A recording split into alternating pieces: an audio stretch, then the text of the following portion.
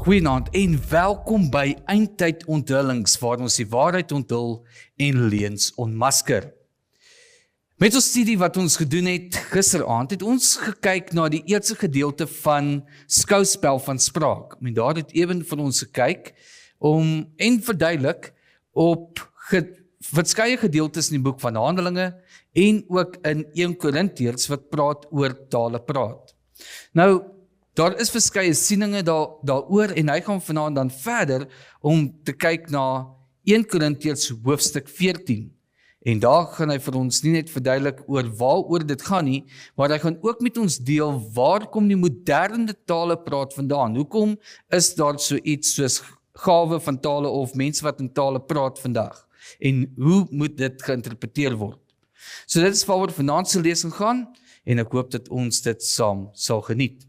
Maar kom ons nooi vir Ewen op die verhoog om 'n paar vrae aan hom te stel. Goeienaand. Goeienaand Ewen. Gaan dit goed? Gaan goed, dankie. Nou Ewen, jy het 'n baie interessante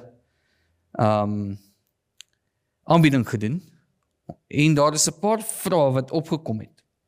Maar voordat ek gaan na die paar vrae toe, wel een vraag wat daarvan opgekom het, kom ons kyk eens na een wat vandag ingekom het oor 'n vorige aanbieding wat gedoen was. Hoe weet ons dat die dier uit die aarde van Openbaring 13 wel Amerika verteenwoordig? En as dit Amerika dan verteenwoordig, watter ooreenkomste is daar om dan te bewys dat dit Amerika is? Goed, ek kan eintlik die twee gedeeltes van die vraag in een antwoord. Wat ons daarmee te doen het, is spesifiek die vloei, die progressie van die een nasie by die ander ene volg, oor die algemeen beweeg dit in 'n weswaartse rigting. So, wanneer ons sien dat die gebeure wat ons daar het, spesifiek in Europa gebeur het, in Wes-Europa, dan is die logiese progressie dat jy dan nou die oseaan gaan slaan en daarna kry jy wat? Jy kry Noord-Amerika. Plus, nie net dit nie, daar is 'n dier met 2 horings. Daai dier is die horing spesifiek verteenwoordig die aspek van die skeiding van kerk en staat. Daai konsep is spesifiek gevestig in die VSA. Dit is hulle grondbeginsel, dis waarom ons daai eerste amendement het van die Amerikaanse konstitusie. En dan ook wanneer ou kyk na die manier hoe daai ommeswaai plaasvind van die skeiding van kerk en staat, na wat ons vandag het, wat hulle al hoe meer militant word teen die Christelike geloof, in sekere uitsprake wat hulle maak ensovoorts, strook hulle baie meer en beter as enige ander nasie, spesifiek as daai dier wat uit die aarde uit opstaan. So, vir daai redes is dit hoekom ons dit so interpreteer. Dankie Ewen. So daardie was dan die heel eerste vraag. Die tweede vraag wat daar is die Pinksterkerk stem saam dat Handelinge 2 gewone taal was. Maar dan redeneer hulle dat Handelinge hoofstuk 10 en Handelinge hoofstuk 19 bonatuurlike, onverstaanbare taal eerder as normale menslike taal was. Hoe weet ons dat dit menslike taal was? Ja, baie Pinksterakademici sal vir jou sê 1 Korintiërs 14 is dieselfde formaat van tale as wat jy kry in Handelinge 10 en Handelinge 19, maar as jy na die teks in Handelinge gaan kyk, dan gaan jy parallelle sien spesifiek tussen die weergawe in Handelinge 10 en Handelinge 2 in terme daarvan dat toe Petrus daar bedien, toe praat hy van hierdie mense wat die gawe ontvang het net soos ons. Nou hoe het Petrus daai gawe ontvang? Dit verwys jou terug na Handelinge hoofstuk 2. Met ander woorde, jy het daai direkte korrelasie tussen Handelinge 10 en Handelinge 2. En dan, wanneer jy gaan kyk na Handelinge 19, dis 'n baie kort verwysing. Hy sê bloot net, hy het hulle in tale gepraat en geprofeteer. Daai twee aspekte word bymekaar genoem. Nou dink 'n bietjie aan wat gebeur het, die oomblik toe die mense beweer, maar die persone is dronk, hulle is onder die invloed van drank. Toe staan Petrus op en hy begin te praat en hy sê, hierdie mense is tog nie dronk soos wat julle dink nie. En hy haal toe aan uit Joël hoofstuk 2.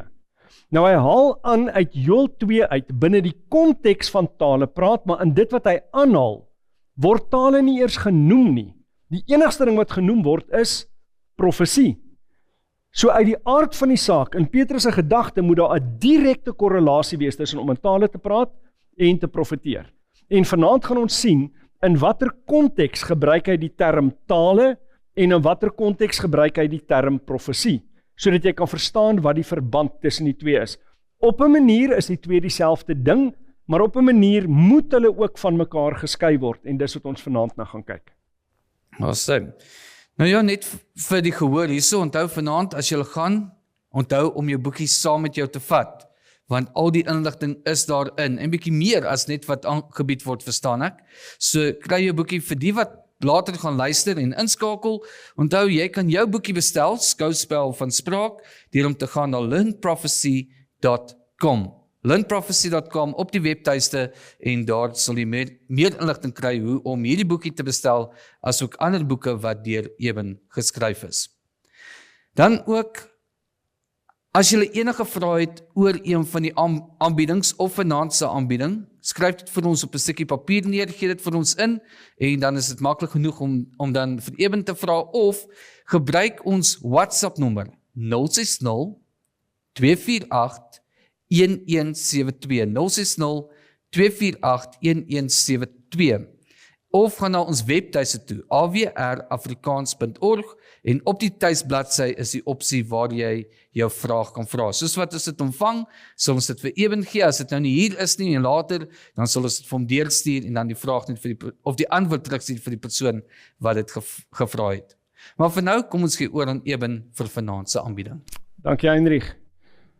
Goed, gisterand het ons gekyk na die Skouspel van Spraak deel 1, ons het gekyk na Markus hoofstuk 16, net 'n vinnige verwysing na tale, ons gekyk na Handelinge 2, ons gekyk na Handelinge 10, Handelinge 19, ons het teruggegaan na Handelinge hoofstuk 1 toe, om te sien presies hoe daai struktuur en waarom daar net 3 verwysings is geskiedkundig in die boek Handelinge na spreking in tale.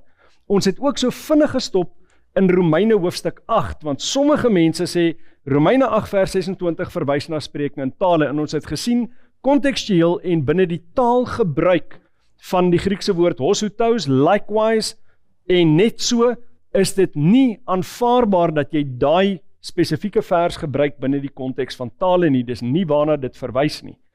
So, vanaand gaan ons verder, ons het toe nou afgesluit eintlik met hoofstuk 12 en 13 van 1 Korintiërs, vanaand kyk ons na hoofstuk 14. Nou hoofstuk 14 is die enkel grootste volume van inligting wat die Bybel vir ons oordra oor spreking in tale, en weer eens, onthou, 1 Korintiërs is nie geskryf om vir die mense te sê, julle doen die regte ding nie. Hulle word vasgevat in daai boek, omdat hulle verkeerde praktyke gehad het binne die kerk van Korinte, en daarom begin ons vanaand se lesing om spesifiek te kyk na die konteks van die Korintiese kerk. So, wat was die Korintiese konteks? Korinte is 'n multikulturele samelewing weens die ligging en hawens van die stad. Nou Korinte het 2 hawens gehad wat nie baie ver van mekaar was nie. En as jy nou ter see moes omgaan van die een kant na die ander kant, moes jy baie ver reis en is geweldig gevaarlike waters. So wat mense gedoen het, hulle het in die een kant van die landmassa aangekom, hulle het hulle goedere afgelaai in daai hawe, dan is dit oor land geneem en dan aan die ander kant weer op skepe geplaas en dan is dit verder vervoer.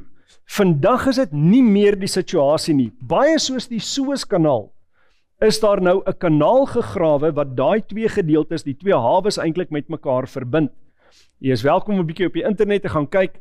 As hulle groot skepe daar deurvat, dan is daar van die heel groot skepe wat deurgaan, is daar skaars meer as 'n meter aan elke kant van daai skepe. Dis 'n baie nou, baie diep kanaal.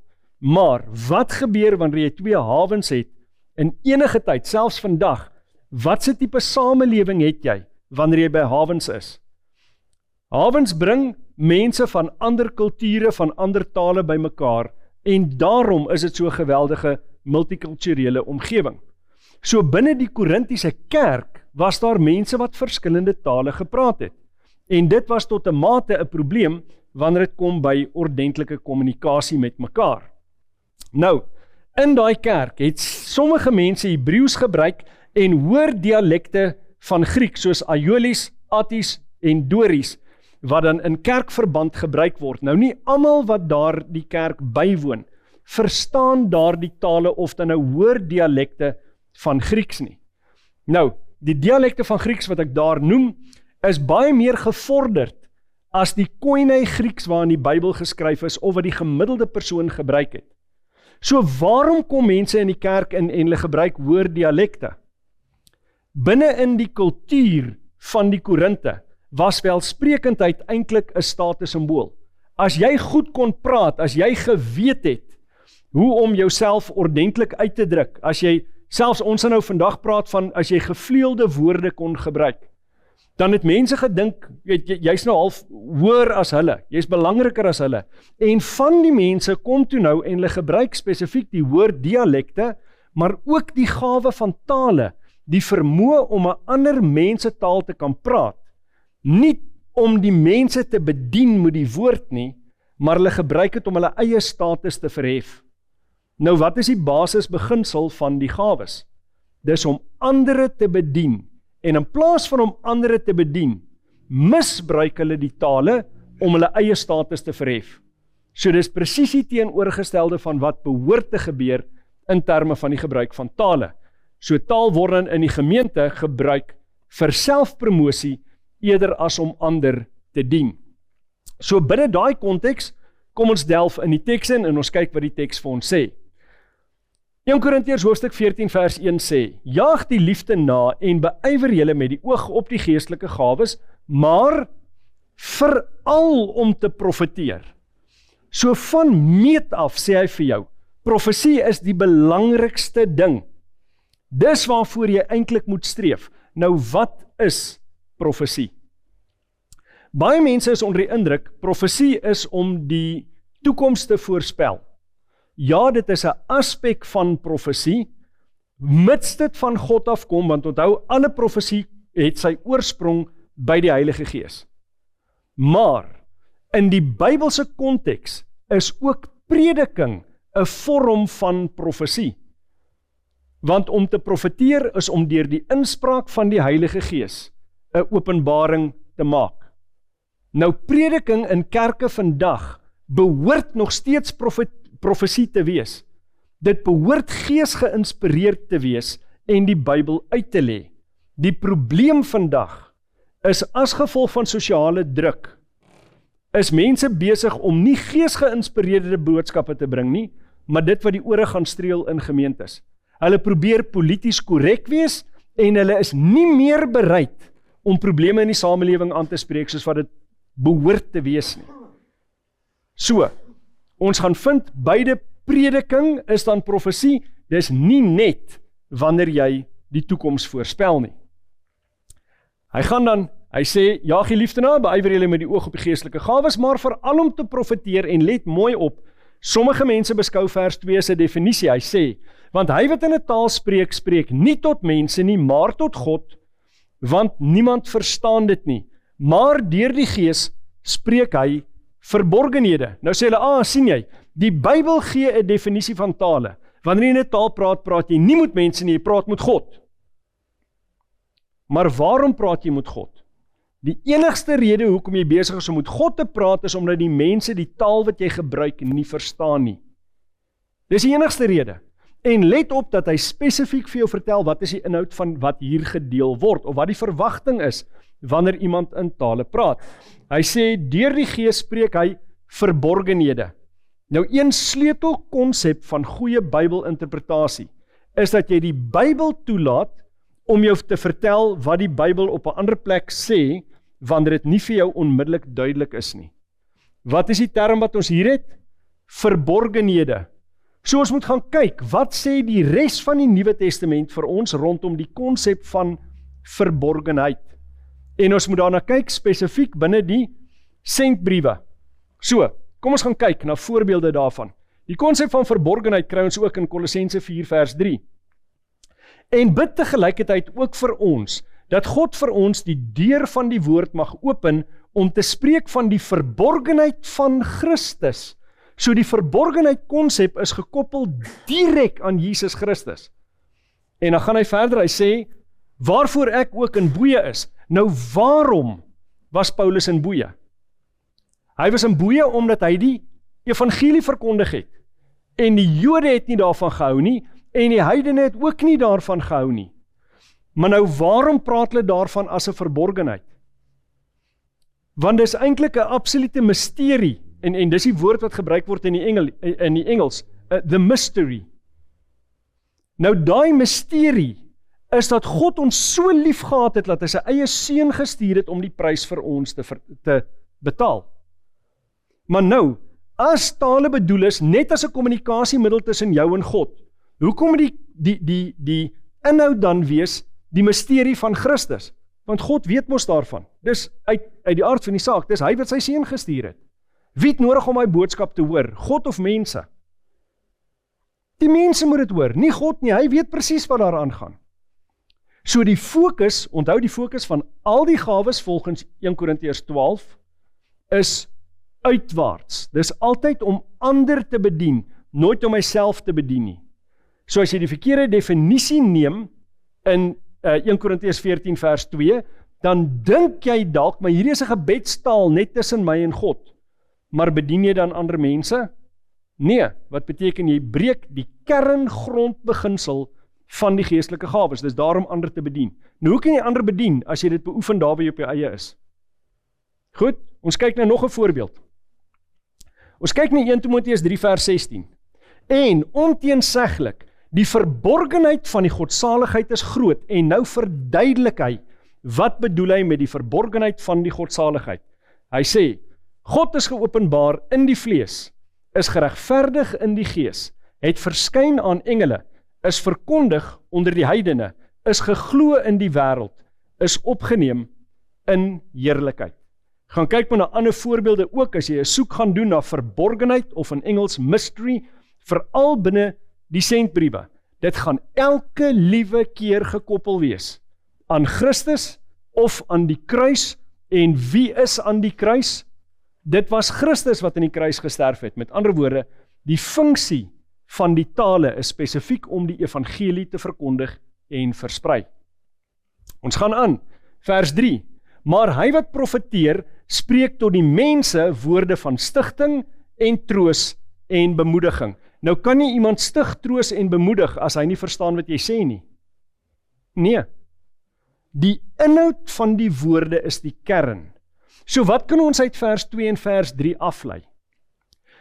Wanneer Paulus die woord taal gebruik, dan verstaan die gehoor nie. Maar wanneer hy die woord profesie gebruik, dan verstaan hulle die inhoud. En daarom wil hy hê, taal moet profesie word. Met ander woorde, dat die mense wat dit aanvanklik hoor in 'n ander taal wat hulle nie verstaan nie, dat dit uitgelê word. Daai woord uitlê is die identiese selfde woord wat elders in die Bybel gebruik word as vertaal. Met ander woorde, dat die ander taal vertaal word in 'n weergawe waarvan hulle die inhoud van die woorde verstaan. En dis die kruks van die hele eerste helfte van 1 Korintiërs 14, soos ons nou gaan sien. Nou kom ons by vers 4. Hy wat in 'n taal spreek, stig homself. Hoekom? Want die ene wat in 'n taal praat, weet wat hy sê. Party mense sê, nee, as jy in 'n hemelse taal praat, dan weet jy nie wat jy sê nie. Ons gaan bietjie moet gaan kyk. Wat het hulle in die vroeë kerk geglo, hoe dit werk, wat daai teks beteken? Daar's 'n wantoepassing van daai teks na die moderne definisie van die woord taal, soos wat ons gisteraand gesien het. So, hy stig homself.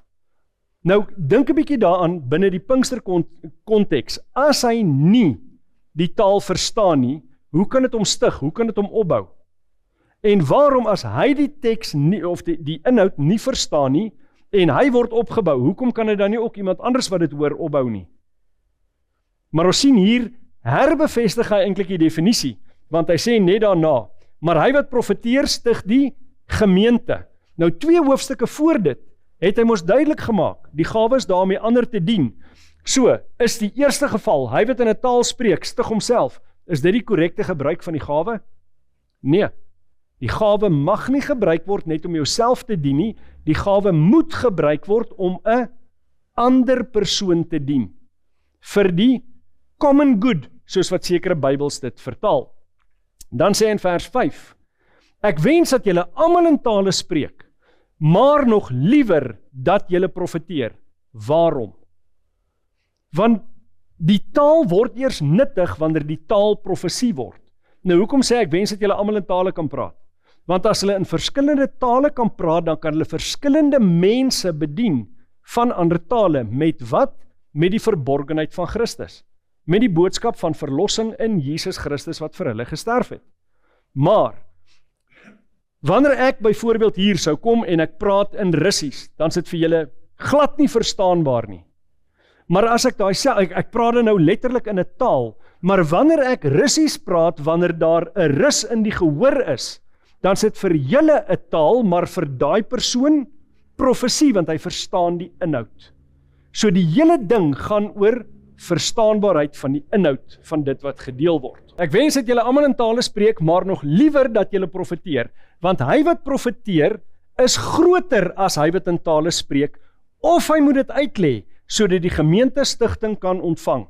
Sien hoe die Bybel sê, hy wat in 'n taal spreek, is nie so groot soos hy wat profeteer nie, behalwe as dit uitgelê word, want die oomblik wat dit uitgelê word, of vertaal word, dan word dit profesie. Met ander woorde, dan word die ideaal bereik. So die ideaal is, wanneer jy in 'n gemeente opset praat, moet die mense die inhoud van wat jy sê verstaan. Anders is dit nutteloos. Nou begin hy verder gaan. Onthou, dit gaan daaroor dit wat nuttig is for the common good volgens die ESV vertaling.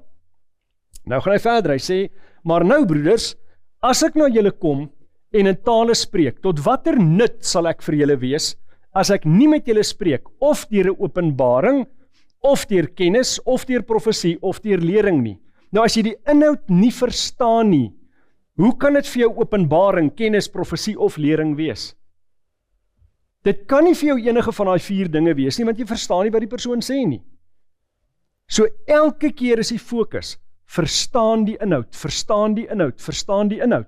En nou begin hy eintlik simbole te gebruik om dieselfde beginsel te verduidelik. Hy sê, net soos moet lewelose dinge wat 'n klank gee, 'n fluit of 'n siter, as hulle nie 'n onderskeid in toon laat hoor nie, hoe sal 'n mens weet wat op die fluit of die siter gespeel word?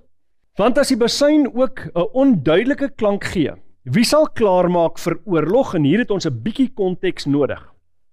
Onthou, in daai tyd het hulle nie selfone gehad nie, hulle het nie kon vinnig 'n WhatsApp teks stuur of ietsie van daai aard nie. In daai tyd het jy mense gehad wat as wagte op die mure gestaan het, en as 'n vyandige nasie jou aanval, dan blaas hulle 'n sekere deentjie op die trompet. Dan weet almal in die stad, hier kom moeilikheid, want hulle ken die deentjie.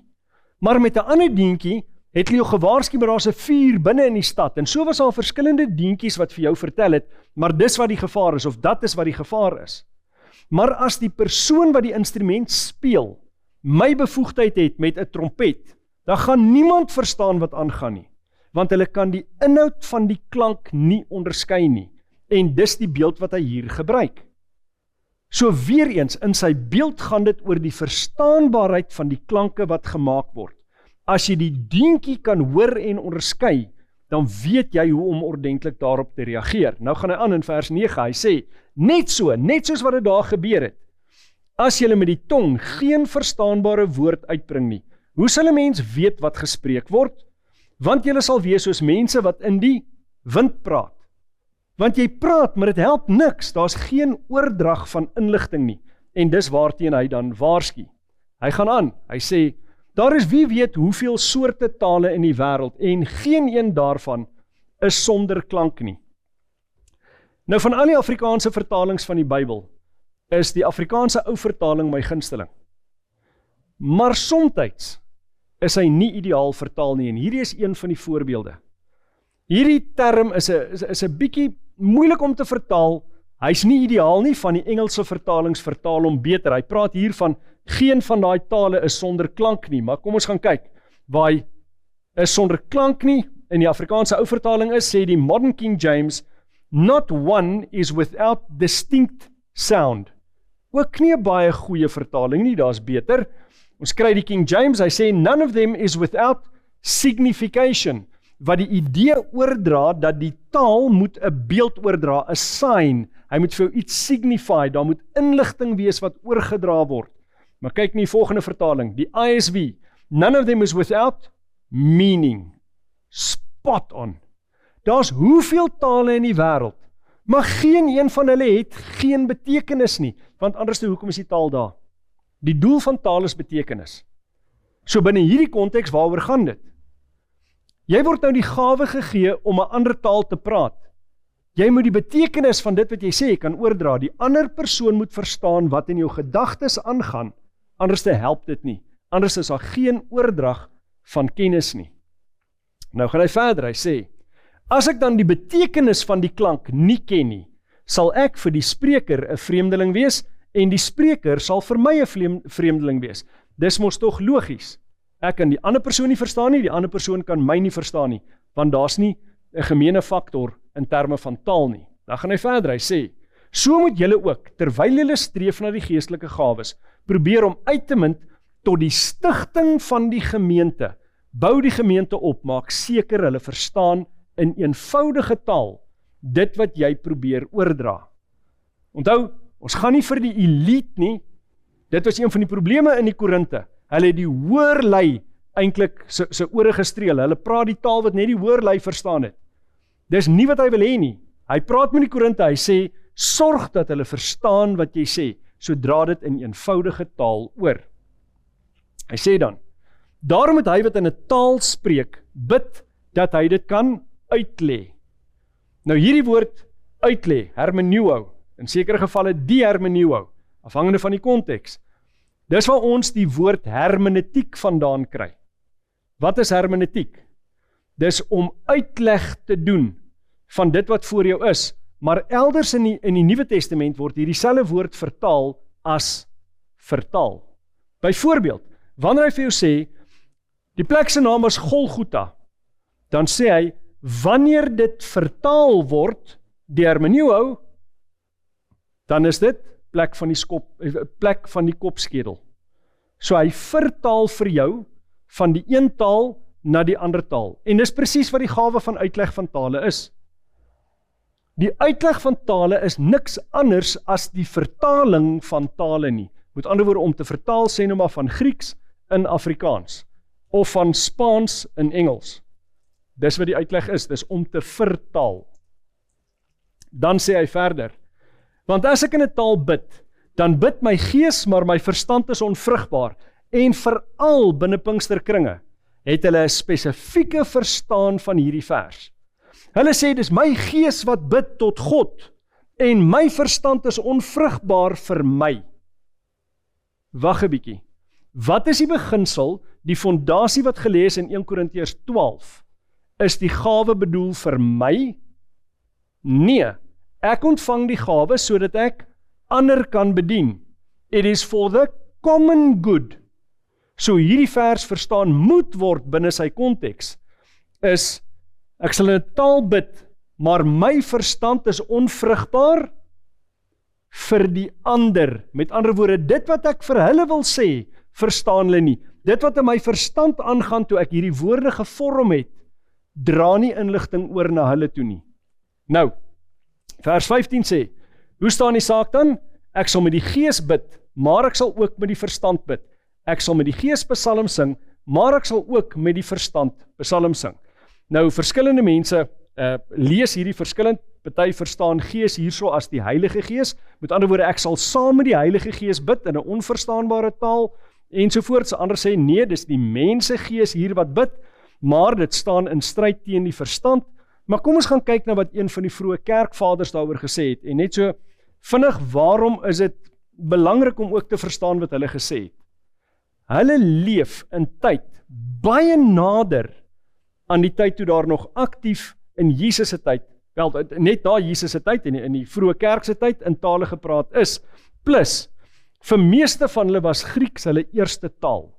So hulle verstaan die nuances van die taal baie beter as ons wat deur baie moeite moet gaan om die grammatika en die woordeskat te leer ensovoorts. En ons stel nie altyd die fynere nuances op nie. Kom ons gaan kyk, hoe beskryf Augustinus hierdie vers? Hy sê, ons praat ook van 'n gees in 'n mens wat anders is as die verstand. Die gees hou al die beelde van liggaamlike dinge in hom. En hiervan spreek die apostel met die Korintiërs, waar hy sê, want as ek in 'n taal bid, dan bid my gees, maar my verstand is onvrugbaar. So wat is vir hom gees wat hier gepraat word van? Gees is daai beeld wat jy in jou gedagtes skep, wat jy dan moet oorsit in iets wat die ander een kan verstaan, soos wat hulle 'n liggaam kan sien. Want dit wat ek dink, kan hulle nie sien nie. Hulle kan dit nie ervaar nie. Maar ek moet dit oorskakel in woorde wat die konsepte in die prentjie wat ek in my gedagtes het, kan oordra aan die ander persoon. Dan is daar suksesvolle kommunikasie. Dan deel ek my verstand, want onthou, my verstand skep die prentjie, die gees, dis nie tasbaar nie, is nie liggaamlik nie, maar wanneer ek dit oorskakel in woorde, dan dra ek die inligting oor, en dit skep in die ander persoon se gedagtes, hopelik dieselfde prentjie as wat ek het. Goed, nou gaan hy verder, hy sê, want hy spreek so, wanneer iemand iets sê wat nie verstaan word nie, want jy kan dit nie eers sê nie, tensy die beelde van die fisiese klanke reeds deur die gees se denke vooruitloop, voordat jy dit hardop uitspreek. Wat sê hy? Jy het 'n prentjie in jou kop. Die prentjie moet vorm kry, en hy kry vorm in die woorde wat jy uitspreek. Dan kan die prentjie oorgedra word. So die prentjie is die woorde is die beskrywing van die prentjie wat jy in jou gees het, in jou gedagtes het, en dit moet oorgedra word aan die ander persoon. Dit is nie 'n verwysing na jy wat net met God kommunikeer, maar jou verstand is onvrugbaar vir jouself nie. Ons gaan binnekort 'n baie interessante aanhaling sien uit die kerkvaders, wat dit baie duidelik maak. Die persoon wat die gawe van tale het en in 'n taal praat, verstaan self wat hy sê. Ons kom by vers 16. Anders, as jy met die gees dank, hoe sal hy by die plek van die onkundige inneem? Amen sê op jou danksegging, aangesien hy nie weet wat jy sê nie, want jy dank wel goed, maar die ander een word nie gestig nie. Hoekom word hy nie gestig nie? Hy verstaan nie wat jy sê nie. Nou by geleentheid preek ek vir 'n gehoor wat 'n geweldige klomp Zulus ingehaat het, en ek verstaan nie 'n woord van Zulu nie. So ek preek in Engels, en daar's 'n persoon wat in Zulu vertaal, en met die vertaling verstaan hulle wat gesê word. Maar later, toe ons na die tyd moet eet, toe bid een van die Zulus, en die oomblik toe ek klaarmaak, toe daar van die ander persone wat saam met my was, van die ander blankes wat daar was, hulle sê toe almal amen. En ek kyk hulle en ek sê, wat maak julle nou? Hulle sê nie, hy het klaar gebid. Ek sê amen. Ek sê, weet jy wat hy gebid het? Hulle sê nee. Ek sê, nou hoe kan jy sê amen? Wat beteken amen? Amen beteken ek gaan akkoord. Dit beteken ja, ek stem saam. Ek sê vir hom, wat as hy gebid het, hy kan jou vrou kry? Jy kan nie sê amen nie, jy weet nie wat hy gebid het nie. Jy sê net amen as jy weet wat die persoon gebid het, want jy sê ek gaan akkoord, en dis presies wat hy van praat. As hy nie die woorde verstaan nie, kan jy nie sê amen nie, want jy weet nie of daar gebid is volgens die beginsels van die woord nie. Goed, die ander word nie gestig nie, hulle word nie opgebou nie, want die inligting word nie oorgedra nie, want hulle verstaan nie. So, wat die eerste gedeelte van 1 Korintiërs aanbetref, gaan dit altyd oor die verstaanbaarheid, wat op verskillende maniere verduidelik en uitgedruk word. Nou, vers 18. Ek dank my God dat ek meer in tale spreek as julle almal. So, het Paulus in tale gepraat, uit die aard van die saak, sonder enige twyfel, en hy is dankbaar vir die vermoë. Hoekom? Want Paulus, by uitstek, was die apostel wat ander bedien het. Onthou sy plan, alhoewel ons nie die detail daarvan kry nie, die Bybel noem nie vir ons 'n 4de sendingsreis nie, maar ons weet hy het planne gehad om te reis tot in Spanje. Nou dink net hoeveel verskillende nasies het hy teëgekom van Jerusalem, waar hy op 'n stadium was, regdeur gereis tot in Spanje. Dis 'n massiewe klomp verskillende tale. So hy het die gawe ontvang om met die verskillende mense van verskillende nasies te kan praat in hulle moedertaal. Alles mensentale, en hy is dankbaar daarvoor. Hy sê, ek dank God dat ek meer in tale spreek as julle almal. Met ander woorde, dat ek hierdie vermoë gekry het om te evangeliseer onder die heidene.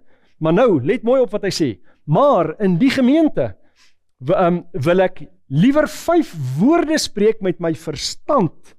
Met ander woorde, so dat julle verstaan wat ek sê, om ook ander te onderrig as 10.000 woorde in 'n taal. Waarom? Jy kan 10.000 woorde spreek en die mense verstaan nie en dit help niks, maar jy kan 5 woorde spreek met jou verstand en jy dra inligting oor en die mense word gestig en opgebou. So, nou sê hy, broeders, moenie kinders wees in die verstand nie, maar wees kinders in die boosheid en wees volwassenes in die verstand. Met ander woorde, beywer jou daarvoor, wees volwasse, dit gaan oor die oordra van inligting. Wees volwasse in hierdie aspek van die verstand, dat die inligting oorgedra kan word na hulle. In die wet is geskrywe, ek sal deur mense van ander tale en deur ander lippe tot hierdie volk spreek, en ook so sal hulle na my nie luister nie, sê die Here. Nou, hierdie aanhaling kom uit die Ou Testament. Ons moet gaan kyk, wat is die konteks van die Ou Testament teks? Praat hy van 'n inherent onverstaanbare hemelse taal, of praat hy van mensetale, want hy haal daai Bybelgedeelte aan binne die konteks van die gawe van tale in die Korintiese kerk. So, na watter tale verwys Jesaja? Kom ons gaan lees, hy sê in Jesaja 28 vers 11 en 12, ja, hulle sal deur lippe wat hakkel en deur 'n vreemde tong met hierdie volk spreek. Hy wat aan julle gesê het, dit is die rus, gee rus aan die vermoeides, en dit is die verkwikking, maar hulle wou nie luister nie. So was dit verstaanbare mensetale? Ja, uit die aard van die saak. Wat onmiddellik vir jou sê, dit wat Paulus in gedagte het in 1 Korintiërs 14 is verstaanbare mensetale, nie ekstatiese vorms van spraak wat niemand verstaan nie. Dan, vers 22. Die tale is dus 'n teken, nie vir die gelowiges nie, maar vir die ongelowiges. Die Bybel sê dit onomwonde, tale is nie 'n teken vir 'n gelowige nie, is 'n teken vir 'n ongelowige. So waarom binne die Pinkster konteks is daar mense wat sê, maar tale is 'n teken vir my dat ek die Heilige Gees ontvang het. Dit strook nie met die Bybel nie. Die tale is 'n teken vir 'n ongelowige. Hoekom? Wat het tale gedoen in Handelinge 2? Wat het gebeur die oomblik toe hulle hoor, maar hierdie mense praat in ander tale, en daai tale was mensetale. Hulle het onmiddellik gesê, hoorie, wat gaan hier aan? Ons moet miskien bietjie nader kom en luister. So dit trek die aandag van mense om te kom hoor. Dink nou daaraan. As jy iemand teekom en jy weet hierdie ou is in Rusland gebore en getoe, maar ewe skielik kan hy vlot met jou in Afrikaans praat en nie net gebroken nie, hy is vlot, hy praat die taal in sy idioom. Gaan dit jou aandag trek? En wat gebeur dan as die inhoud daarvan is, Jesus Christus het jou so lief, hy het vir jou gesterf, vrywilliglik. Natuurlik, jou aandag is getrek deur die feit dat hierdie vreemdeling jou eie taal kan praat, maar nou wat doen die inhoud van daai taal? Die inhoud van die taal spreek geloof in jou lewe in. Goed, jy kan nou tot geloof kom daarvan, dis wat hy verder na verwys. Hy sê, die profesie egter is nie vir die ongelowiges nie, maar vir die gelowiges. Daai profesie, daai geesgeïnspireerde woord is bestem om jou tot geloof te bring. So die hele konteks van tale in 1 Korintiërs 14 gaan oor die verspreiding, die verkondiging van die evangelie om mense tot geloof in Jesus Christus te bring. Nou gaan hy verder, hy sê, as die hele gemeente dan saam vergader het en hulle sou almal in tale spreek en daar kom onkundiges of ongelowiges binne, sal hulle nie sê dat julle kranksinnig is nie? Wat sê die Bybel hier vir ons? Daar moenie 'n situasie wees waar onkundiges of ongelowiges in die kerk inkom en almal is besig om in tale te praat nie. Hulle gaan sê julle is mal. Ek wil nou nie op tone trap nie, maar wat gebeur soms in sekere Pinksterkerke? Ongelowiges kom in en wat gebeur? Almal praat in tale, maar almal praat in tale wat niemand verstaan nie. Wat sê die Bybel gaan die logiese reaksie daarop wees? Sê ek wat dit sê nie, is die Bybel wat dit sê. Daarom moet dit nie so wees nie. Dis nie bestem om so te wees nie. En daarom gaan hy binnekort vir ons sê, wanneer daar in tale gepraat word, moet daar uitleg wees of die persoon moet stil gemaak word. So, hy sê dan, maar as almal profeteer, nou wat is die verskil tussen die tale en profeteer? Met profeteer verstaan hulle die inhoud. So as hy inkom en almal praat net goeters wat nie verstaanbaar is vir enige iemand daar nie, gaan hulle sê, hulle is mal, maar as almal profeteer, met ander woorde, almal het iets wat hulle deel in terme van geloof, wat gaan daai effek wees? As almal profeteer en daar 'n ongelowige of 'n onkundige binnekom, dan word hy deur almal oortuig, deur almal beoordeel.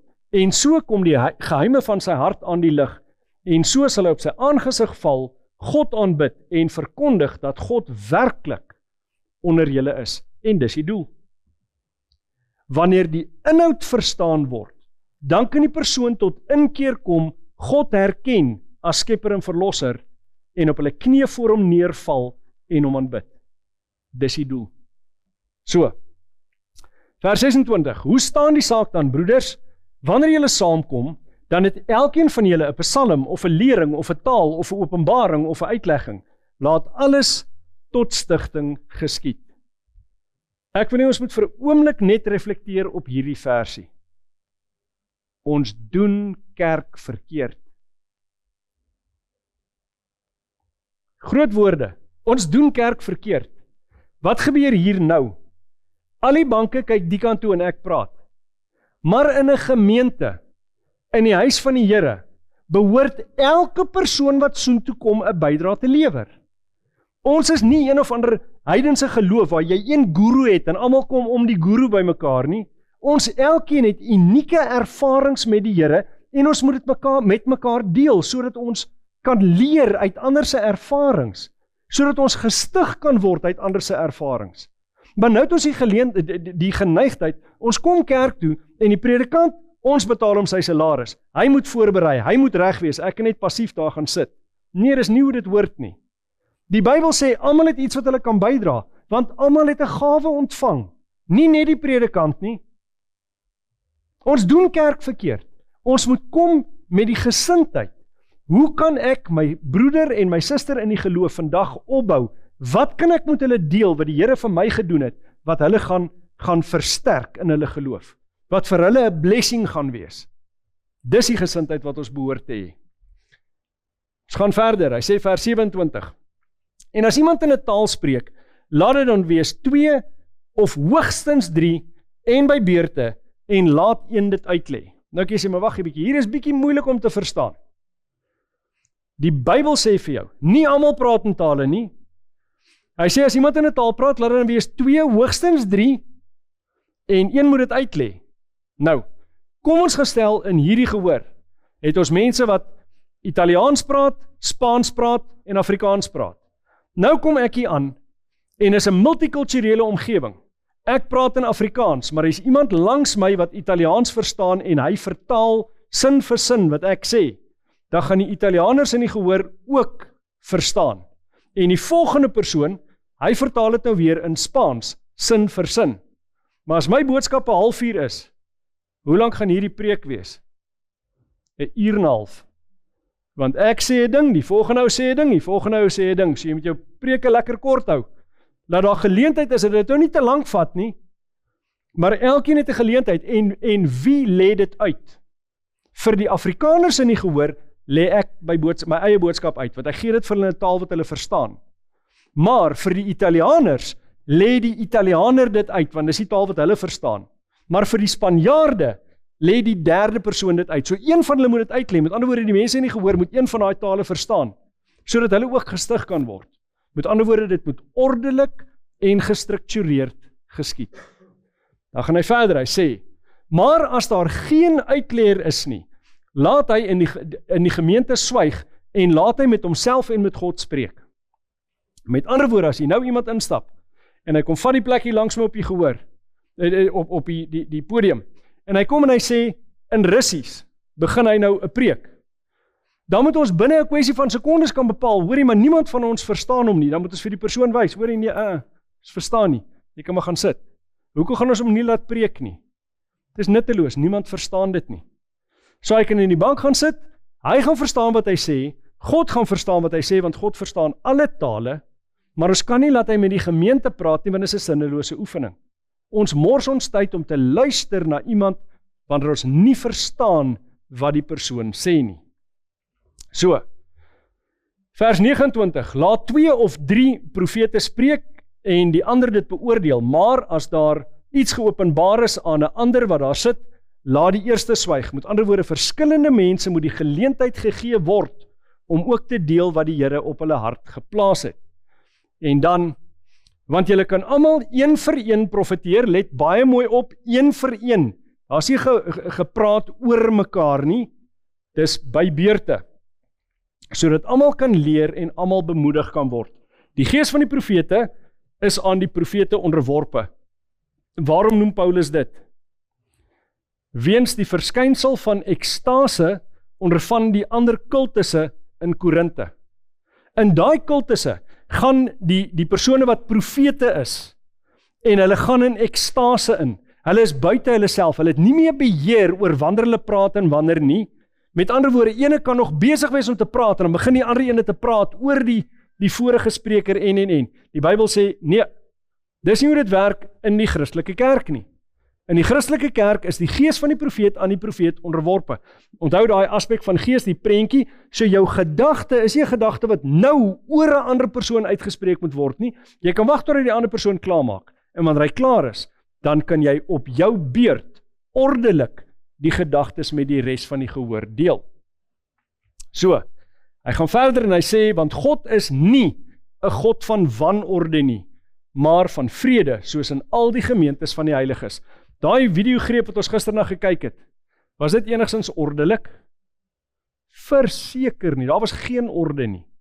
Met ander woorde, dit strook nie met die karakter van God nie. Dan, verse 34 tot 38 gaan oor vrouens wat in stil wees in die gemeente. Heinrich het gesê, hy is meer as bereid om met enige van die dames te ontmoet na die tyd. Hy sal vir julle in detail bespreek wat daar aangaan. Ek raak nie daan met 'n 10 voet paal nie. Ons gaan aan by vers 39. Hy sê, daarom broeders, beywer julle met die oog om te profeteer en moenie verhinder dat daar in tale gespreek word nie. Laat alles welvoeglik en ordelik geskied. Dit gaan oor orde, maar let mooi op. Hy sê, moenie verhinder dat daar in tale gespreek word nie. Maar het hy dan nie nou net vir ons reëls gegee daaroor wat gesê het hoe dit werk nie? Ja, met ander woorde, dit moet werk volgens daai reëls. So as iemand in die kerk inkom en hy praat 'n ander taal, gee hom geleentheid om te begin praat, want iemand in die gehoor kan die gawe ontvang het van uitleg van tale en kan vir die gemeente oordra wat die vreemdeling daar probeer sê. Want die Here kan ons seën deur iemand wat ons nog nooit eers ontmoet het nie. So ons moenie daai aspek beperk en sê, nee, tensy jy nie hierdie taal praat, kan jy nie praat nie. Ons moet die geleentheid gee. Die Here kan ook deur 'n ander taal en 'n vreemde tong met sy mense spreek. So, ons bly altyd by die Bybelse beginsel. So, in opsomming oor tale in die Bybel. Dis 'n letterlike wêreldtaal of mensetaal volgens Handelinge, beide 2, 10 en 19, en ons sien daai selfde konsepte binne in 1 Korintiërs 14. So daar's nie 'n manier wat jy kan sê, maar daar's 'n tweede vorm van tale nie. Hoekom kan daar nie twee verskillende, totaal verskillende vorms van tale dieselfde titel dra nie? Vir die eenvoudige rede, Handelinge is geskryf deur Lukas. 1 Korintiërs is geskryf deur Paulus. Hulle was nie vreemdelinge nie. Hulle het saam gewerk. Inteendeel, as jy in Handelinge 19, die laaste weergawe wat ons 'n geskiedkundige verwysing na spreking in tale kry, as jy dit lees, en jy lees net 'n klompie verse verder, dan sien jy hoekom Paulus by Lukas uit. En hoe het Lukas geweet wat daar gebeur het? Paulus het hom vertel. Dis hoe hy die inligting gekry het, dis hoekom hy dit in sy boek onskryf. So as dit twee totaal verskillende konsepte is, hoekom gebruik die twee mees geleerde manne waarskynlik tussen die Nuwe Testament skrywers, een is 'n mediese dokter, die ander is hoogs geleerd in teologie, hoekom gebruik hulle dieselfde term vir twee totaal verskillende goed? Maak nie sin nie. Hulle het mekaar geken, hulle het saam bedien. So, is 'n letterlike mensetaal, dis nie vir persoonlike toewyding wanneer jy alleen in jou binnekamer is nie, want die beginsel van die gawe is om ander te dien. Hoe kan jy ander ene dien as jy alleen in jou binnekamer is? En dan, dis ter stigting van ander en spesifiek vir die verkondiging van die evangelie. Nou, kom ons kyk het vinnig na wat die kerkvaders gesê het. Hoekom is dit belangrik? Hulle lewe baie nader in tyd aan daai gebeure as ons, plus die vroeë kerkvaders het gelewe in die tyd wat die Bybelse weergawe nog baie aktief beoefen is. Sommige van die bietjie later kerkvaders sê hierdie manifestasie verminder en ander sê dit het opgehou. Sê ek daarmee dat spreking in tale glad nie vandag kan gebeur nie. Nee, verseker nie. Want ons kry tot vandag toe nog steeds dat mense by geleentheid die vermoë kry om 'n taal wat hulle nooit van tevore kon praat nie, ewe skielik vlot te kan praat. En hulle preek dan in 'n taal wat hulle nooit aangeleer het nie. Maar daar's 'n essensiële verskil tussen wanneer dit vandag gebeur en dit wat gebeur het in die vroeë kerk. En wanneer ek deur die kerkvaders se stellings gaan julle duidelik sien wat daai verskil is. So,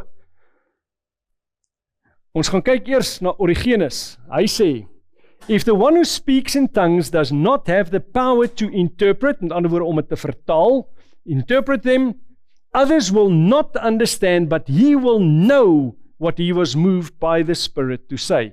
So die spreker weet altyd wat hy sê wanneer dit kom by die gawe van tale.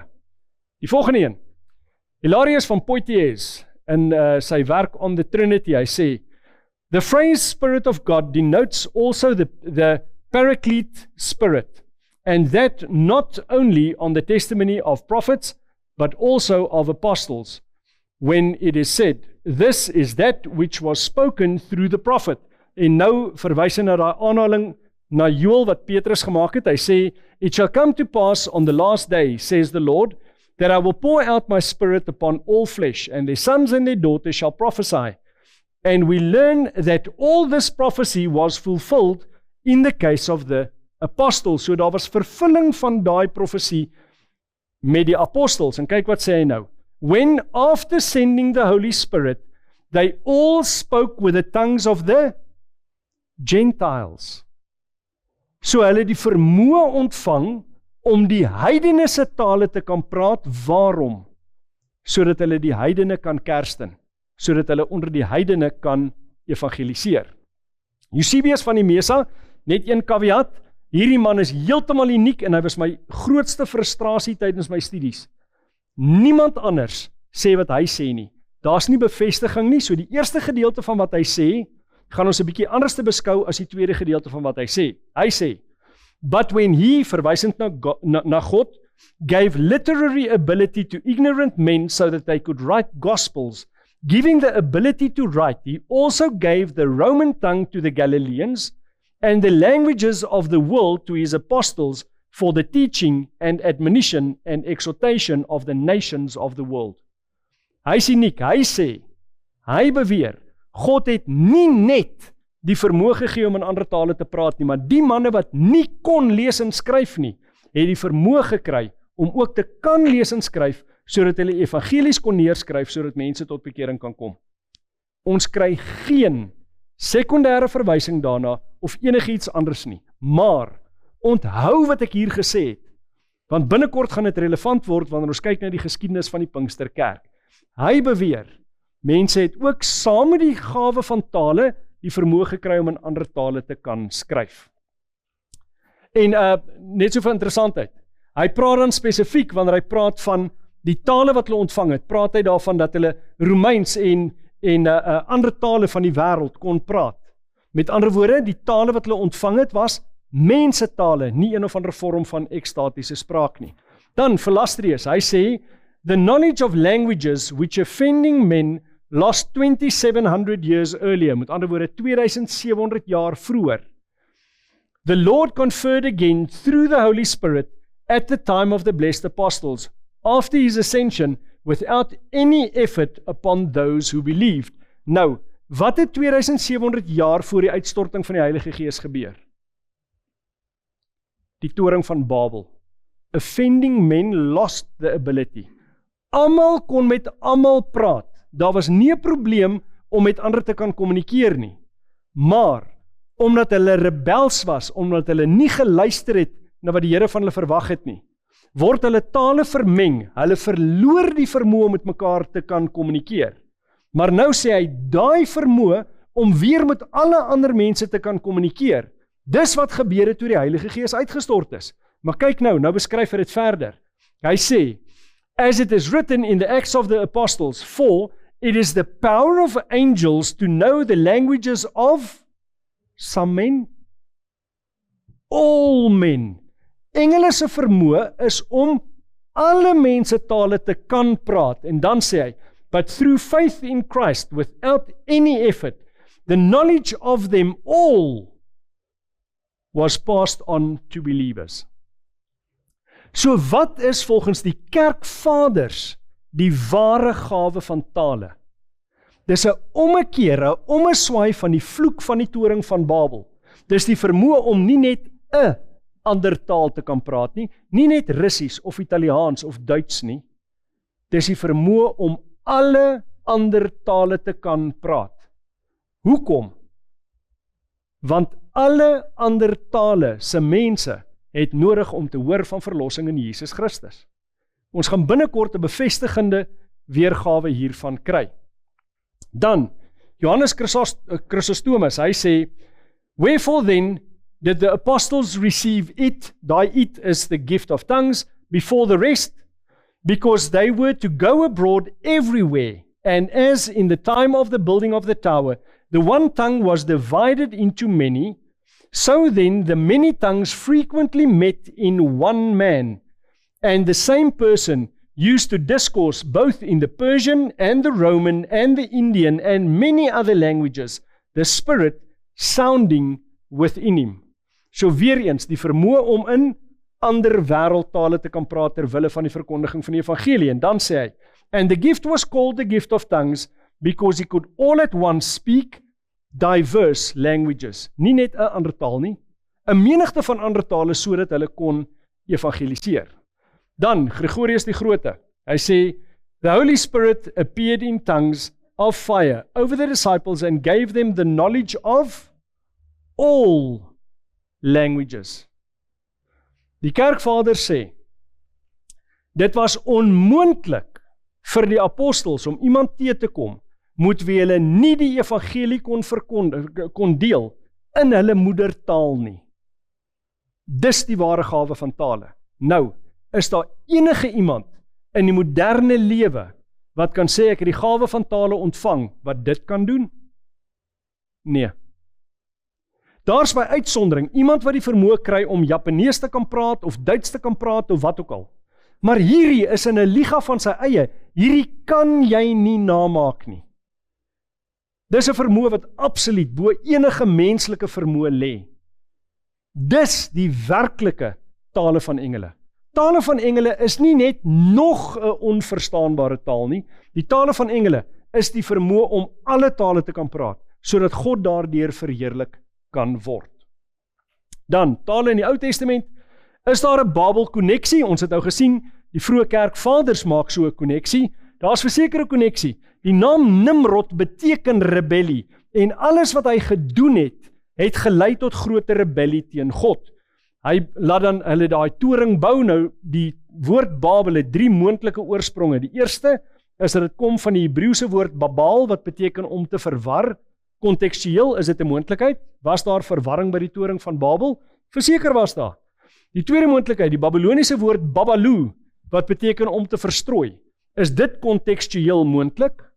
Natuurlik, want daar het verstrooiing plaasgevind by die toring van Babel. Die derde moontlikheid, 'n ander Babyloniese woord, Babalu of Babilu, wat beteken 'n portaal na God.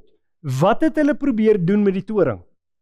Om 'n toring te bou wat reik tot aan die hemel. Hulle wou 'n alternatiewe portaal na God toe hê. So ek weet nie watter een van daai 3 was die rede vir die oorsprong van die woord Babel nie, maar waarskynlik het al 3 bygedra, want al 3 is relevant in terme van hulle betekenis. Nou, kom ons kyk 'n bietjie na die moderne geskiedenis van tale. Meeste Pinkstermense herken een van 2 mense as die vader van die Pinksterbeweging. Die eerste is hierdie man Charles Parham. Ons gaan bietjie later kyk na die tweede, man met die naam William Seymour.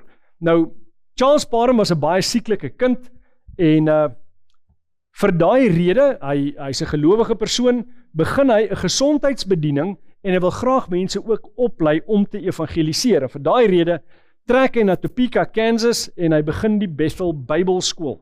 Maar hy het nie in 'n ryk familie groot geword nie, so hy het nie baie geld nie. Hy moet sien hoe kom klaar met dit wat hy het. En hy huur dan 'n plek met die naam Stones Valley. Nou kan jy sê, maar jy het nou net gesê hy het nie baie geld nie. Kyk, daai kasarne van 'n plek. Daai plek is nie klaar gebou nie. Halfvoltooide plek, Met ander woorde, hy kon dit baie goedkoop huur en hy kon sy studente daarin plaas sodat hy hulle kan oplei. Maar by geleentheid gaan hy dan en hy bedien dan weg van daar waar hy gevestig was, in Topeka, Kansas, en hy sê vir sy studente, wat is die Bybelse bewys van doping in die Heilige Gees?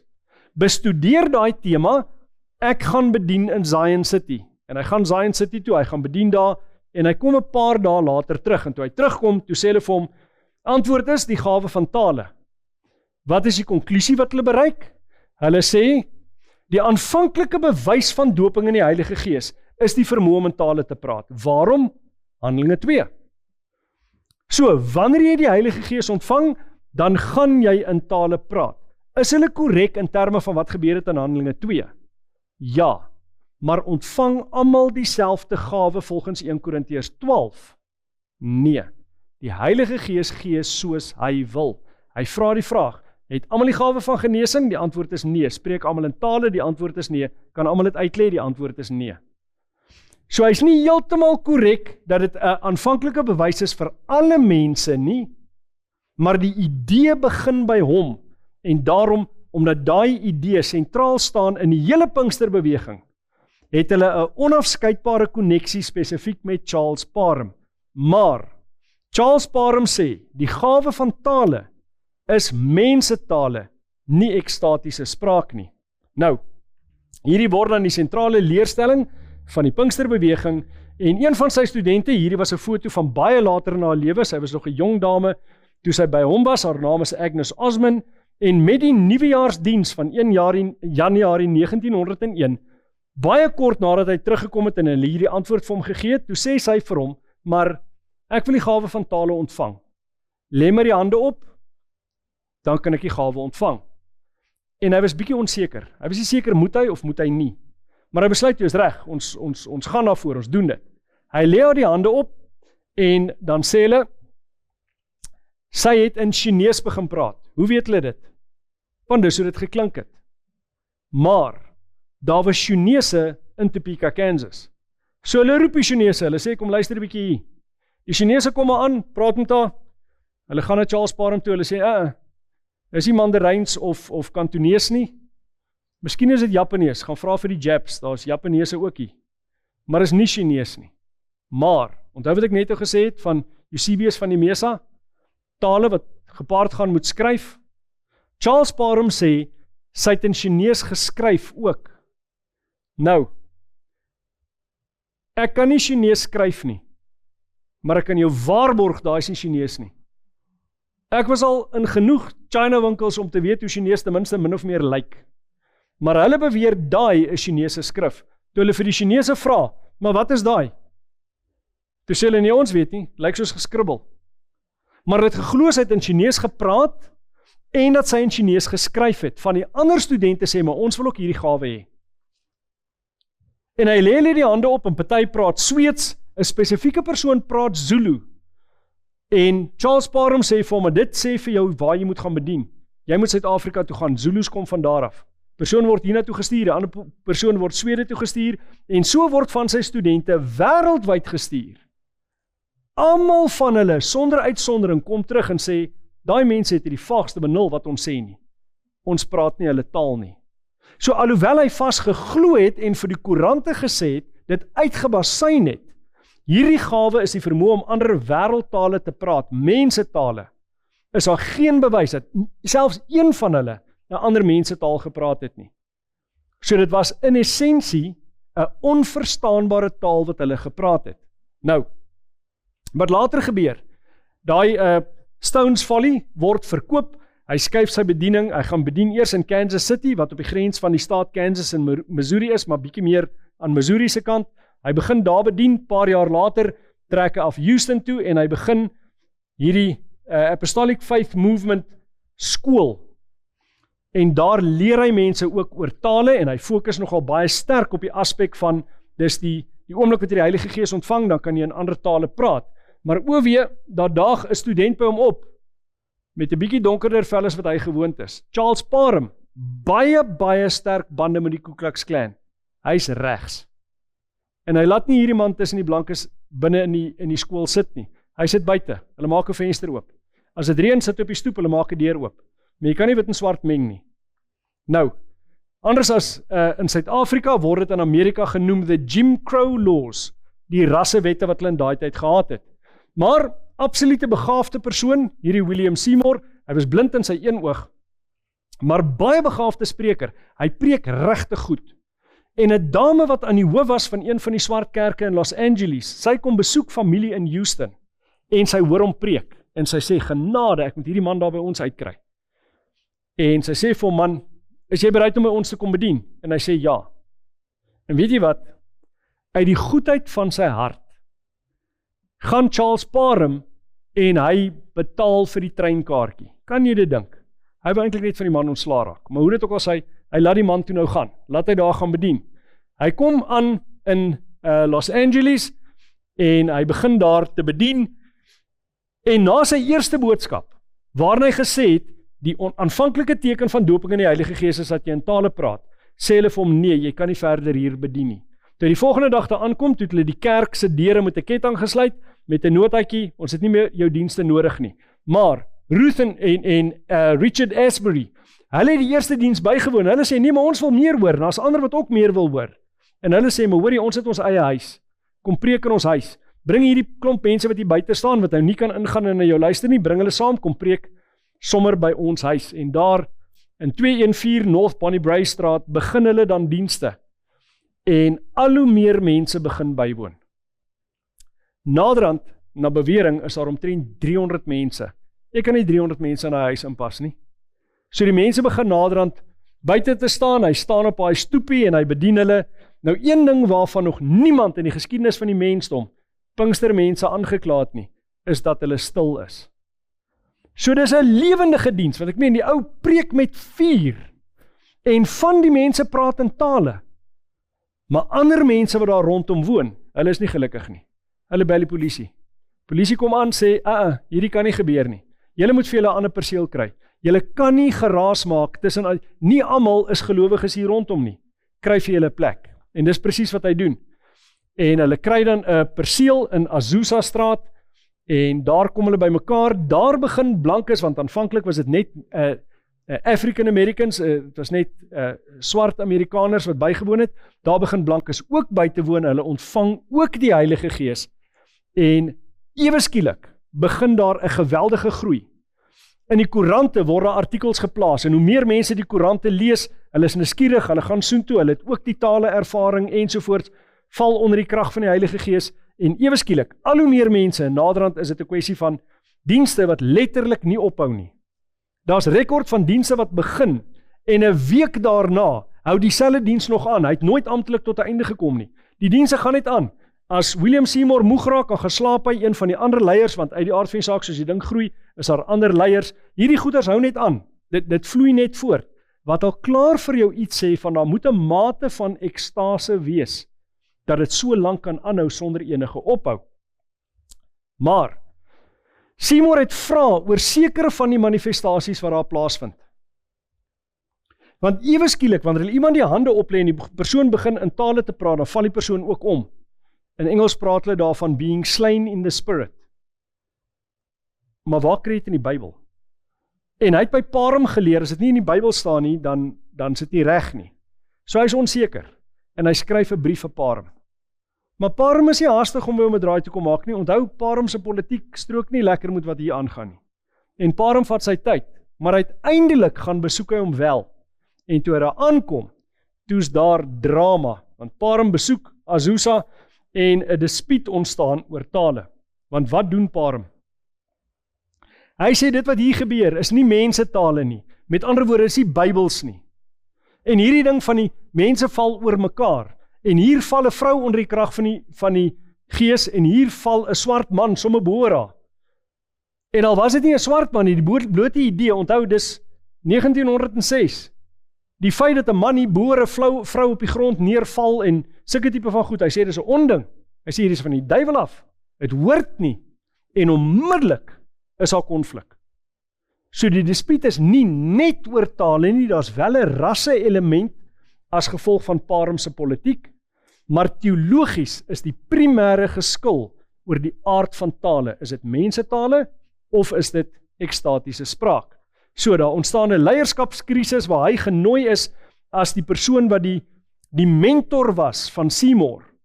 Daar word hy dan nou ewe skielik uitgestoot, die ander leierskap sê, ons kan hom nie hier hê nie, maar hy beskuldig seker van die ander leierskap, dat hulle geleerd was in hipnose, dat hulle die mense hipnotiseer en dis waarom dit gebeur. Hy begin sy eie dienste, hy praat teen wat gebeur by Azusa Straat, maar hy kry geen traksie nie. Hy gaan terug Texas toe, en net so is daar klagtes teen hom, dat hy 'n jong seun gesodomiseer het. Daar's geen geskiedkundige bewys dat daai aanklag teen hom ooit verder gevat is nie, maar alhoewel die klagtes laat vaar is sy reputasie geruïneer. Hy het probeer om verder te bedien, maar hy het nooit die hoogtes bereik wat hy van tevore gehad het nie. Van die mense, omdat hierdie leierskapskonflik nou gebeur het, is daarvan, hierdie kom uit 'n publikasie met die naam The Burning Bush, hulle spot nou met hierdie nuwe Pinksterbeweging, hulle sê, Parham is dan nou die leier, The Gift of Tongues in Los Angeles, our God-appointed leader, September 1906, na aanleiding van 'n artikel wat Seymour geskryf het en gesê het, maar Charles Parham is die leier.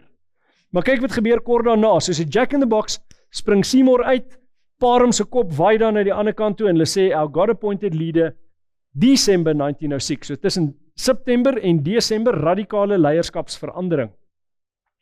Konflik oor die aard van tale, en dan Parham het die Azusa Straat manifestasie verwerp, onder andere, omdat dit nie mensetale was nie, maar 7 maande nadat hierdie split gebeur het tussen hulle, by Azusa verwerp William Seymour die idee dat die gawe van tale die aanvanklike bewys van doping in die Heilige Gees is, en onthou, dis 'n kernbeginsel van die Pinksterbeweging. Daar is net 2 moontlike leiers, maar die een sê, die een wat hierdie doping is 'n bewys van, of tale is 'n bewys van doping in die Heilige Gees, die een wat daai dogma gevestig het, hy sê nee, die formaat van tale is verkeerd, dit moet mensetale wees, dit kan nie ekstatiese spraak wees nie. Die ander een, die een wat die ekstatiese spraak beoefen, hy sê nee, ek glo nie meer soos wat ek van tevore geglo het nie. Hy sê dan in the Apostolic Faith, in 'n artikel wat hy self geskryf het, daar is tale is een van die tekens wat met elke gedoopte persoon gepaard gaan, maar dit is nie die ware bewys van doop in die alledaagse lewe nie. Jou lewe moet gemeet word aan die vrugte van die Gees. As jy kwaad word, of kwaad spreek, of laster, ek gee nie om hoeveel tale jy mag hê nie. Jy het nie die doping met die Heilige Gees nie. Jy het jou verlossing verloor, jy het die bloed in jou siel nodig. So hy verwerp daai sentrale pilaar van die Pinksterleer. So kan hy beskou word as die vader van die Pinksterbeweging? Nee. Kan Parham beskou word as die vader van die Pinksterbeweging? Nee. Hy sê ekstatiese spraak is nie die Bybelse weergawe van sprekende tale nie. Dit moet mensetale wees. So, net in opsomming, tale word dan 'n wêreldwye fenomeen van die 1906 manifestasie af, wat aangehou het vir 'n hele klomp jaar. Mense van oor die wêreld kom besoek hulle gaan terug na hulle eie lande toe, nadat hulle die Heilige Gees ontvang het en in tale begin praat het, en vandag is die Pinksterkerk 'n wêreldwye kerk. In omtrent elke land is daar dan 'n Pinksterbeweging. So, wat is ekstatiese spraak en waar kom ekstatiese spraak vandaan? Is dit iets nuut wat begin het op Pinksterdag, of dan nou iewers in die boek Handelinge? Pinksterbeweging is nie die eerste verskynsel van ekstatiese spraak nie. Inteendeel, die eerste weergawe daarvan sien ons aangeteken in antieke biblos op 'n klei tablet wat gedateer word na 1100 voor Christus. In daai tablet praat hulle van ekstatiese spraak wat al vir honderde jare voorkom. So dis 'n baie ou verskynsel in die heidendom. Onthou, daar was ook nie Christene daai tyd nie. Daarna word daar gelees van in Plato se werk, ook in Virgilius se werk, en word dit vandag nog beoefen, verseker, dis baie algemeen. Dit kom voor in voodoo, in heksery of Wiccan. Dit kom voor onder shamanisme, veral hier in Afrika. Dit is algemeen in hindoeïsme, en dit kom voor onder die fakiers in Indië. Dis 'n algemene verskynsel in die heidendom. Nou, wie na aap vir wie? Na aap God, ooit vir Satan? Nooit na aap Satan vir God, verseker. elke kans wat hy kry. So waarom sal die teken van doping in die Heilige Gees identies dieselfde lyk as 'n manifestasie wat in die heidendom voorkom vir millennia? Dit maak nie sin nie. En Bybels is dit nie ekstatiese spraak nie. Dis die vermoë om 'n ander taal te kan praat. Nou, is daar 'n Rooms-Katolieke koneksie? In van die vorige lesings het ons spesifiek gekyk na die invloed van die Rooms-Katolieke kerk. En ons praat nou oor die wyn van Babylon. Ons het gesê ons gaan kyk na tale, die geheime wegraping en na aspekte van die immortaliteit van die siel. Is daar 'n Rooms-Katolieke koneksie? Ons moet gaan kyk. Openbaring 16:13 sê: Ek het uit die bek van die draak en uit die bek van die dier en uit die mond van die valse profeet 3 onreine geeste soos paddas sien kom. Waarmee vang 'n padda sy prooi? Met sy tong. Maar, wat het ons hiermee te doen? Die draak, wie het ons gesien is dit? Openbaring 12 maak dit baie duidelik, ook Openbaring 20. Die draak is Satan, die duiwel, die slang. Goed, wie is die dier? Dis nou die een wat uit die see uit opgekom het. Dis die Rooms-Katolieke stelsel. Wie is die vals profeet? Dis die dier wat uit die aarde uit opgestaan het. Dit verwys na Amerika, maar in 'n breër konteks eintlik na afvallige protestantisme. Want baie van die afvalligheid in protestantisme kom eintlik uit Amerika uit, soos onder andere die tale manifestasie, want waar die tale manifestasie die moderne weergawe begin. In Topeka, Kansas, dis amper dood in die middel van Amerika. So in die middel van die dier wat uit die aarde uit opgestaan het. Nou, Kenneth Copeland, een van die mees prominente Pinksterleiers en voorstander van die ekumene beweging, wat sê ekumene beweging? Dat al die kerke weer moet saamkom en nouer saamspan saam met die Rooms-Katolieke kerk. Het die volgende greep in sy gemeente gespeel ter verduideliking van die oorsprong van die moderne gawe van tale. Ek wil hê julle moet baie mooi luister na wat hy sê. Dis Kenneth Copeland wat 'n video speel vir sy mense om te verduidelik waar kom die gawe van tale soos ons dit in die Pinksterbeweging beoefen, waar kom dit vandaan? Luister mooi. God. Somebody shout amen. Now I got some things I want to show you here. Hallelujah.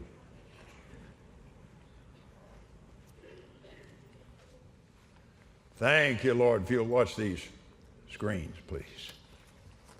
The Protestant Reformation could also be known as one of the largest church splits in history. What took place in 1521 when Martin Luther was excommunicated from the Catholic Church opened wide the doors to the spirit of division. Since that time, true unity in the church has been nearly unheard of. With denomination after denomination and church split after church split, Jesus' prayer that we all may be one has seemed to be almost unattainable. However, within the heart of one young nun, the Holy Spirit was fanning a flame that would spark miraculous change. Blessed Elena Guerra would not rest from encouraging Pope Leo XIII to establish an institutional devotion to the Holy Spirit. He dedicated his pontificate to the reunion of all Christians, and on the first day of 1901, invoked the Holy Spirit over all Christendom to usher in the new century. That same day in Topeka, Kansas, the Pentecostal movement sparked a flame when a young girl began speaking in tongues after the invocation of the Holy Spirit was given by a lay evangelist. Following the 1901 Pentecostal outpouring, a revival began in 1906 on Azusa Street, bringing real and lasting changes in the lives of those whose hearts were touched. Years passed, bringing small signs of hope in the Catholic Church. Just as Pope Leo XIII had prayed for an outpouring of the Holy Spirit in 1901, Pope John XXIII prayed in 1962 for God to renew your wonders in this our day as by a new Pentecost. Those prayers finally began to come to pass in 1967. This fresh move of the Holy Spirit took place not at the hands of the clergy, but rather among a group of Catholic students from Duquesne University. It quickly spread to the University of Notre Dame and was then experienced in the Catholic Church in 1970. This now worldwide charismatic movement currently includes approximately 700 million people, of whom 160 million are Catholics. This charismatic renewal grew from small prayer groups into national and international conferences.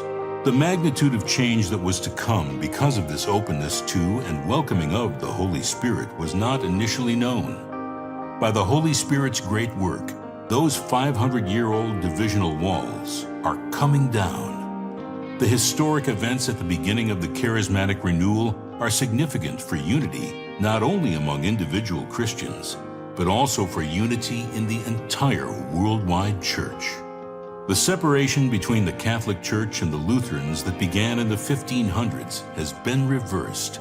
Nearly 500 years later, in 1999, through the Joint Declaration on the Doctrine of Justification, together they stated that Christ himself is our righteousness, by grace alone, in faith in Christ's saving work, and not because of any merit on our part.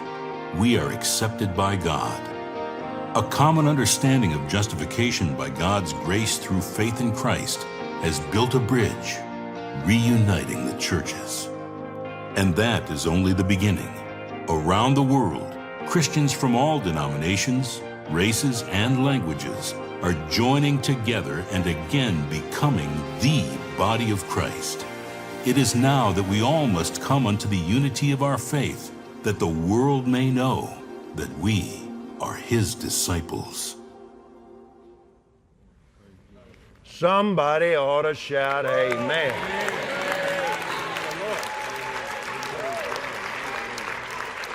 Can you now see why the devil fought for the lie that a Catholic couldn't be saved? Come on. This Pentecostal outpouring in our time started in the Vatican. It didn't start in Azusa Street. It didn't start in Topeka, Kansas. It was a pope that invoked faith and asked God for a new Pentecost.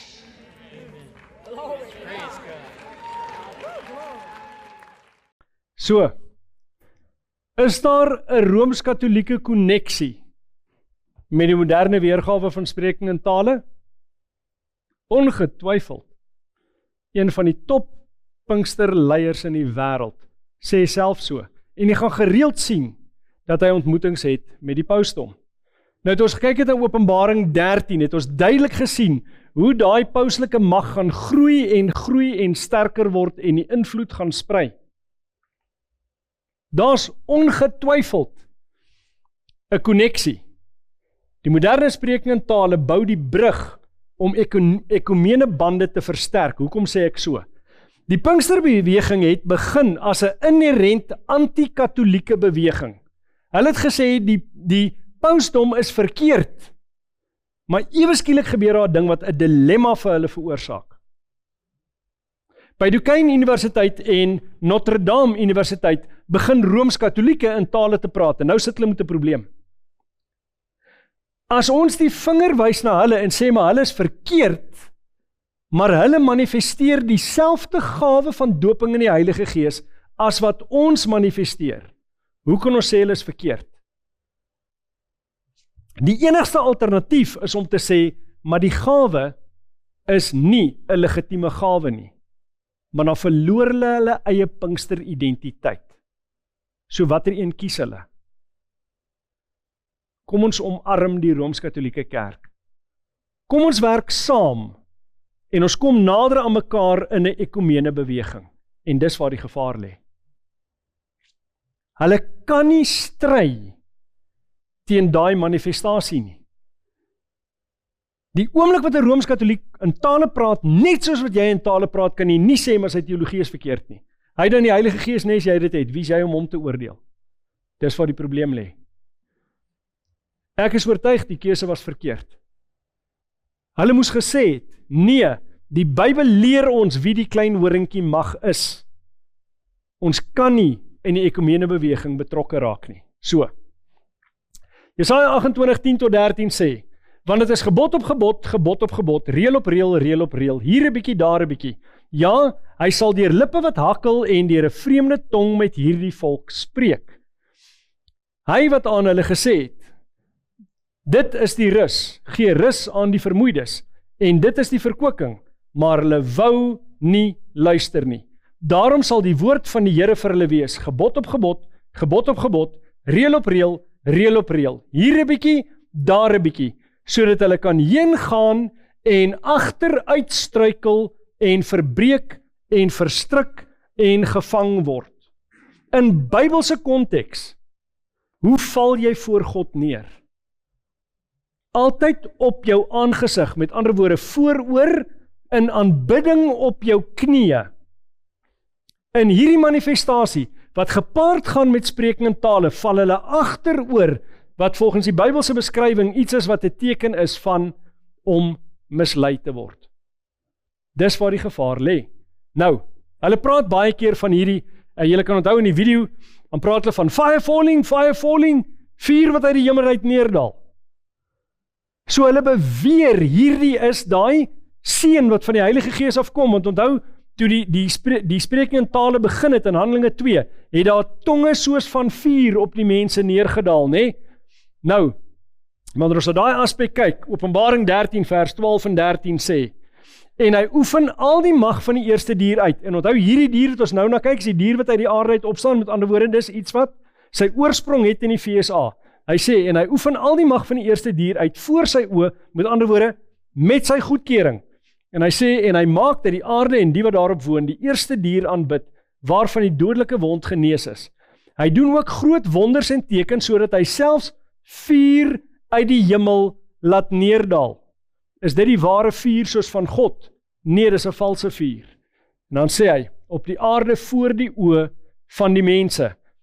Dan sê Openbaring 18 vers 1 tot 5, en na hierdie dinge het ek 'n engel sien neerdal uit die hemel, met groot mag, en die aarde is verlig deur sy heerlikheid. En hy het met 'n groot stem kragtig uitgeroep en gesê, geval, geval het die groot Babylon, en het geword die woonplek van duiwels en die versamelplek van allerlei onreine geeste, en 'n versamelplek van allerlei onreine en haatlike voëls, omdat die nasies gedrink het van die wyn van die grimmigheid van haar hoerery. Wyn, 'n profetiese beeld van doktrine, so mense is so in hulle verstand beïnvloed, dat hulle nie meer kan onderskei tussen reg en verkeerd nie, nes 'n dronk persoon. Nou gaan hy aan en hy sê, en die konings van die aarde het met haar gehoreer, en die handelaars van die aarde het ryk geword deur die mag van haar weelderigheid.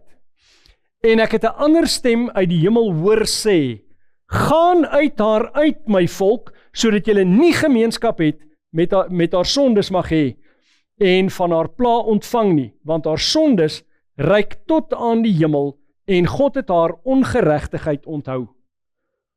God is lief vir sy kinders wat hom opreg soek.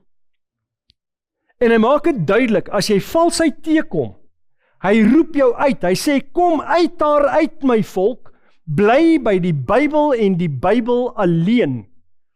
Hy's nie gepla oor jou gemaksone nie, hy's gepla oor jou siel en jou verlossing. Maar dan moet jy gehoorsaam wees, wanneer hy roep, kom uit daar uit, my volk. Dis nie altyd maklik nie, maar alles is moontlik, wanneer jy getrou bly aan God. Die Bybel sê vir ons, daai versoeking is menslik, maar God is getrou. Hy sal ook vir jou die krag gee om dit deur te gaan. So, in die volgende lesing kyk ons na die eerste vrou op die maan. Dit klink kripties, maar dis 'n ontleding van Openbaring hoofstuk 12. Moet dit nie misloop nie. Kom ons buig die hoofde en bid ons saam. Heilige Vader, vanaand het ons die voorreg gehad om weer die woord te open, om te kyk spesifiek na die tweede gedeelte van hierdie aspek van spreking in tale, en ons het daai Babylon-konneksie gesien, ons het die Rooms-Katolieke konneksie gesien, en Here, dit is moontlik dat van ons wat hier is voor 'n keuse staan, wat moet besluit. Watter kant toe gaan ek? Here, en daar moet nooit van enige van ons se kant af geforseer word nie. Want is nie ons plek om mense te dwing of te druk in 'n rigting nie, maar die skrif sê, die Heilige Gees is die een wat gaan bepaal.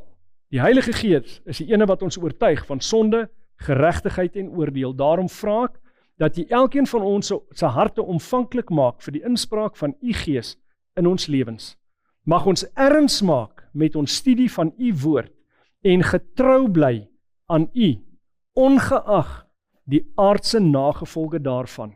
Want ons weet, die hemelse nagevolge daarvan is deur en deur die moeite werd. Christus kom, maar die besluiting op hierdie stadium is geweldig, maar ons moet ons oë hou op net een, ons verlosser, Jesus Christus. Daarom bid ons alles wat ons vra, in Jesus naam alleen. Amen.